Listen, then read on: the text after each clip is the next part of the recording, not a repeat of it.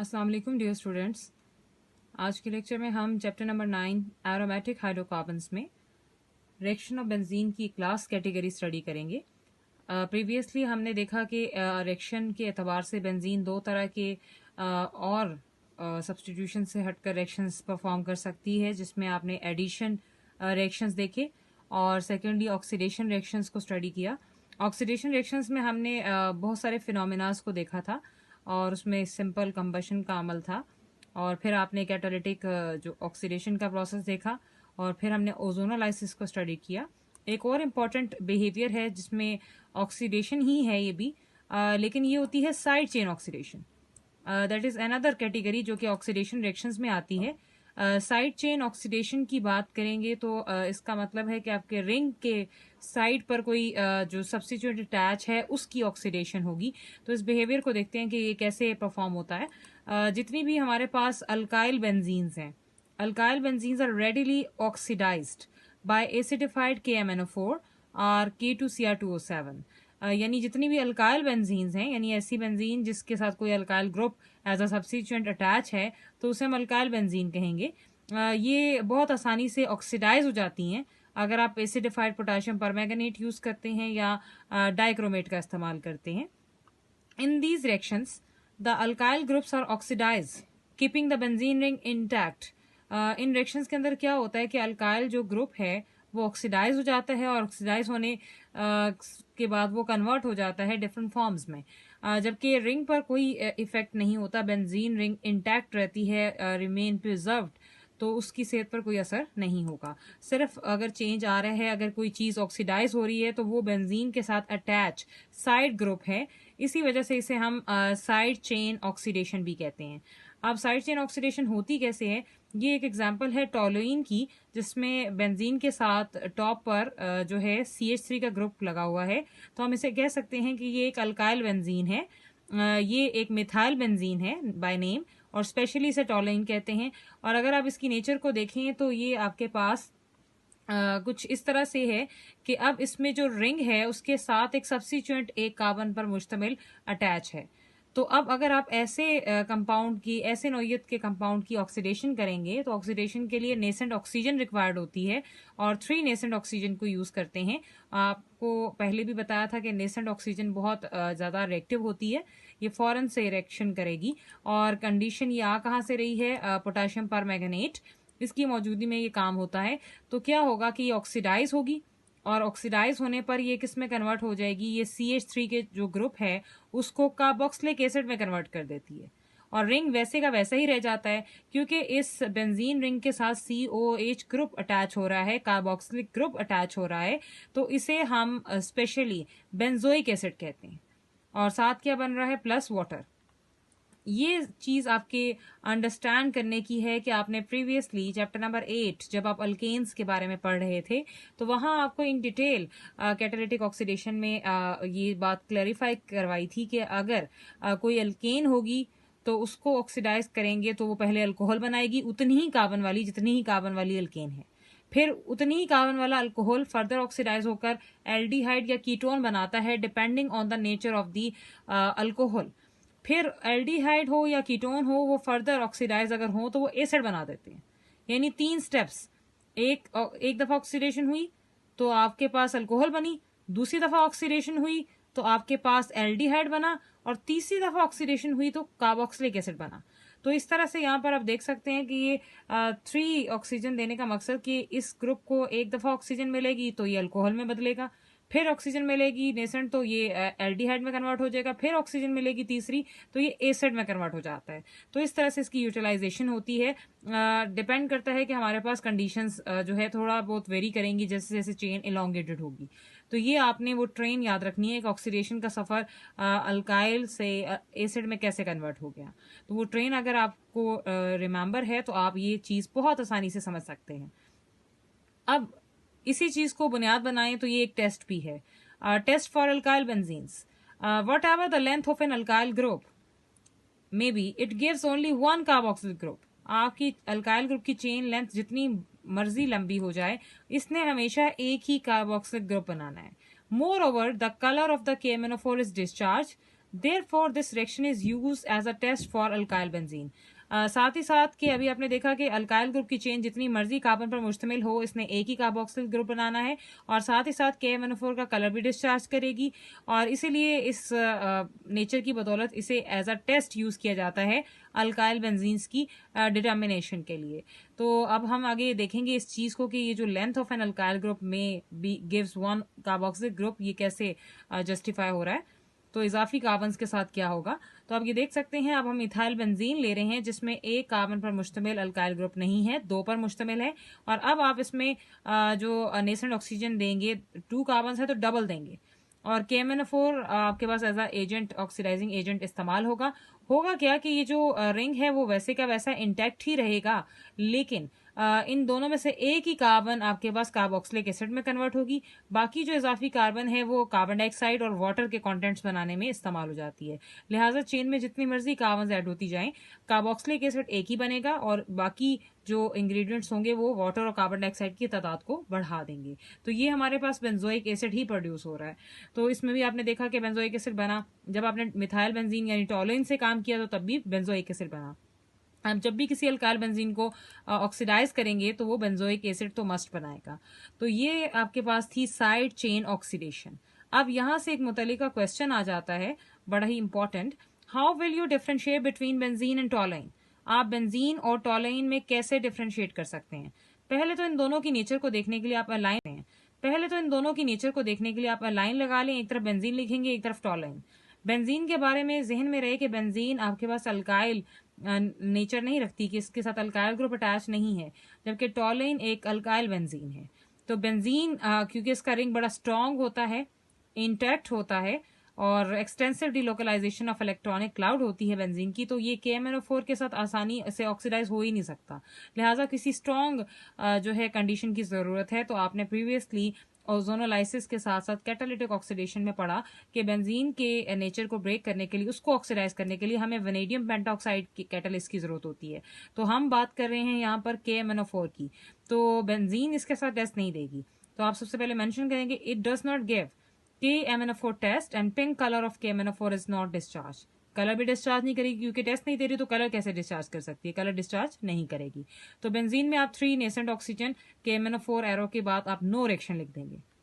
दूसरी तरफ आप क्या करेंगे, टोलुइन के लिए आप बताएंगे ये एक अल्काइल बेंजीन है और अभी आपने पढ़ा कि ये KMnO4 के साथ टेस्ट देती है, it gives KMnO4 test and pink colour of KMnO4 is discharge, colour भी डिस्चार्ज करती है। तो आप यहाँ पे टोलुइन में वही कंडीशन 3 नेसेंट ऑक्सीजन और KMnO4 की मौजूदगी में ये टेस्ट करेंगे और आपका बेंजोइक एसिड बनाकर बताएंगे, साथ वाटर की कंडीशन लिखेंगे। तो इस तरह आप बेंजीन और टोलुइन के दरमियान फर्क कर सकते हैं, यानी बेंजीन ये टेस्ट नहीं देती जबकि टोलुइन या कोई भी अल्काइल बेंजीन है वो ये टेस्ट परफॉर्म करती है। इस तरह इन दोनों के दरमियान differentiation through a chemical test आसानी से बयान की जा सकती है। तो ये था हमारे पास रिएक्शंस का बिहेवियर। रिएक्शंस ऑफ बेंजीन हमारे अब जो है फिनिश हो गए हैं। अब हम एक और इम्पोर्टेंट इशू को डिस्कस करेंगे यहाँ पर, that is orientation in electrophilic substitution reaction.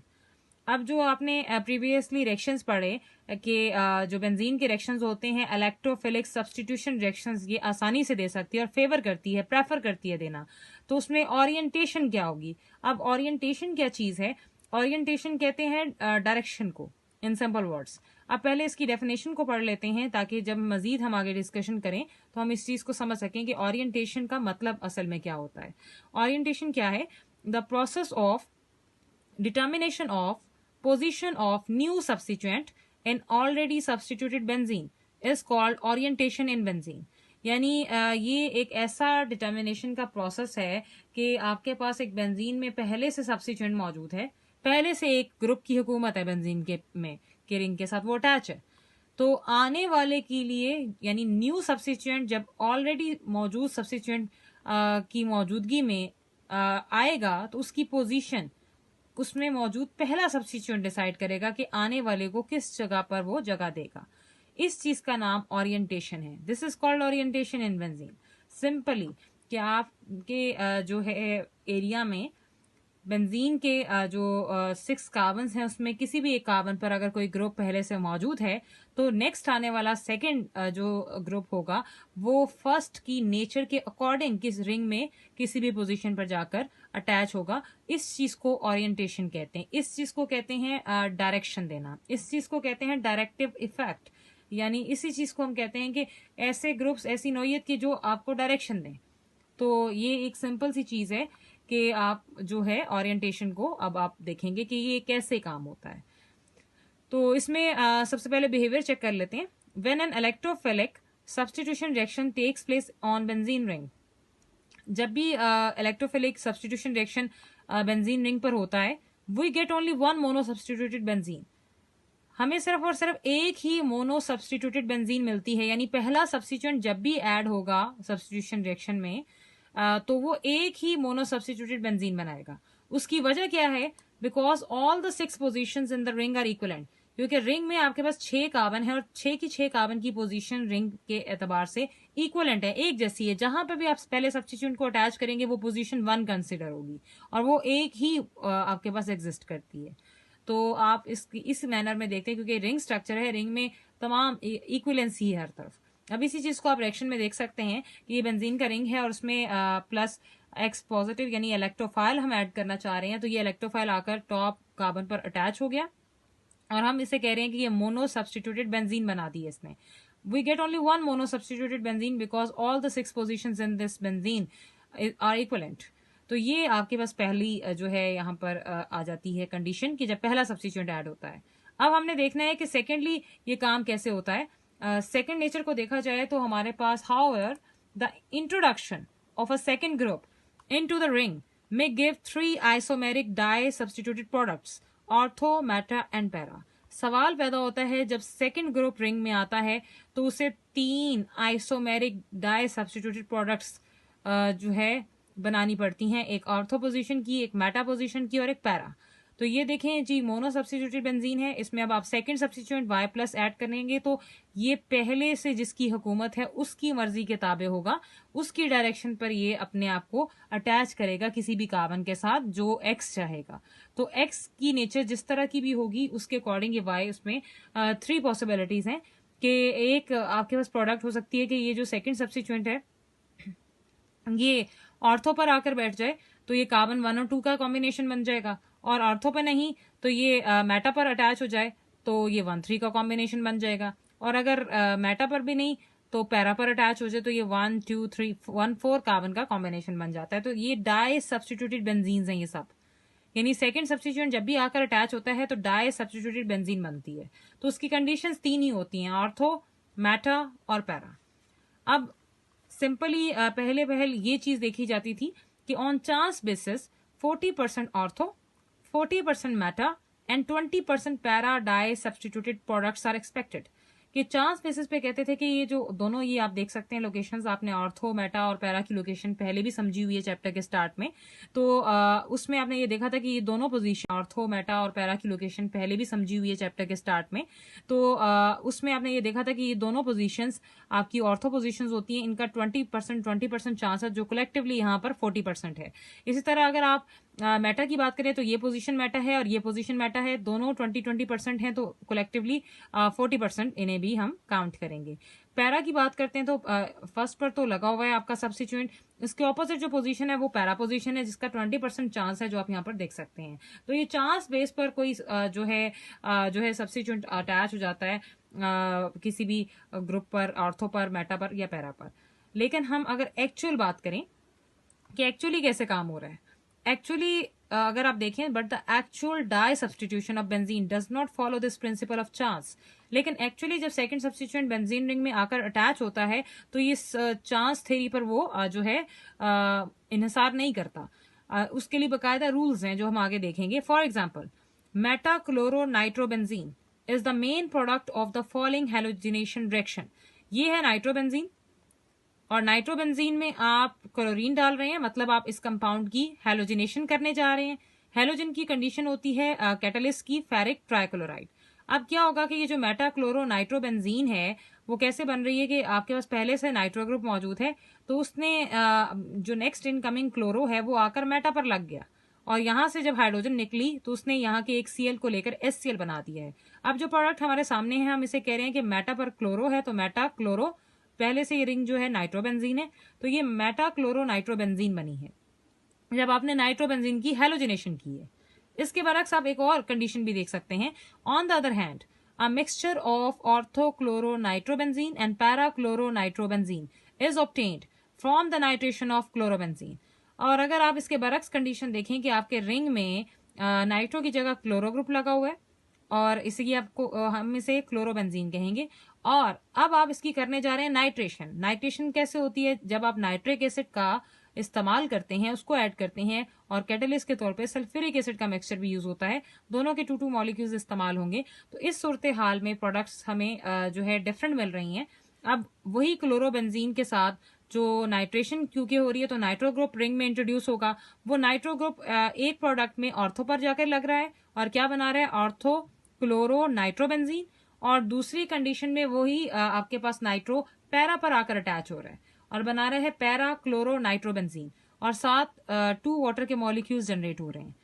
तो ये डबल कंपाउंड को यूज करने का मकसद, क्योंकि 2 प्रोडक्ट्स निकल रही हैं, इसलिए हम 2 जो है मॉलिक्यूल्स यूज कर रहे हैं इस कंपाउंड के, क्लोरोबेंजीन के। अब आपने देखा कि जब नाइट्रो ग्रुप था तो प्रोडक्ट 1 बनी, आने वाले सेकंड सब्स्टिट्यूएंट ने मेटा पर ही जाकर जो है वो अटैच हुआ और एक प्रोडक्ट हम देख रहे हैं।